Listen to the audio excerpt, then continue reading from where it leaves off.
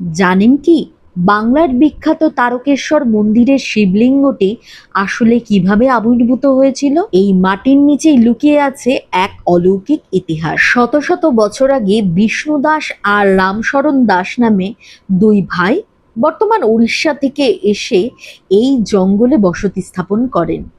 একদিন তারা দেখেন একটি নির্দিষ্ট গাভী প্রতিদিন মাঠে গিয়ে একটি বিশেষ জায়গায় নিজে থেকেই দুধ ঢেলে দিয়ে আসছে। স্থানীয়দের মনে কৌতূহল জাগে। তারা এই স্থানটি খনন করতে শুরু করেন। হঠাৎ কোদালের আঘাতে মাটির নিচ থেকে রক্ত বের হয়ে আসে, আর তখনই আবির্ভূত হয় স্বয়ম্ভু শিবলিঙ্গ, যা আজকের তারকনাথ। ভক্তদের বিশ্বাস, বাবা তারকনাথ এখানে তার সমস্ত ভক্তের মনের বাসনা পূরণ করেন। শিবের এই মহিমা আপনার কেমন লাগলো? কমেন্টে হর হর মহাদেব লিখে ভিডিওটি লাইক দিন আর এই চ্যানেলটি সাবস্ক্রাইব করুন।